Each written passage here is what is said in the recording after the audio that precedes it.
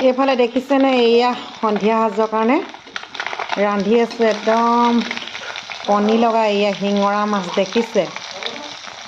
আমি আজি গৈছিলোঁ মাকুমলৈ মাহঁতক আগবঢ়াবৰ কাৰণে। সেই ঘূৰি আহোঁতে এইডোখৰ পানী তোলা আগত মানে ল'ৰাকেইটামানে মাছ পুখুৰীৰ পৰা হেঁচি আনি এনেকুৱা ডাঙৰ ডাঙৰ বৰালি মাছ, শিঙৰা মাছ, মাগুৰ মাছ এনেকুৱাবোৰ বিক্ৰী কৰি আছিলে। লৈ আহিছিলোঁ। এয়া দেখিছেনে, এইবোৰ এয়া বনাবৰ কাৰণে আছে। কাৱৈ মাছ, মাগুৰ, শিঙি এনেকৈ ধুনীয়াকৈ ৰান্ধি আছোঁ। এয়া দেখিছেনে বাৰু, কণী লগা একদম শিঙৰা মাছ।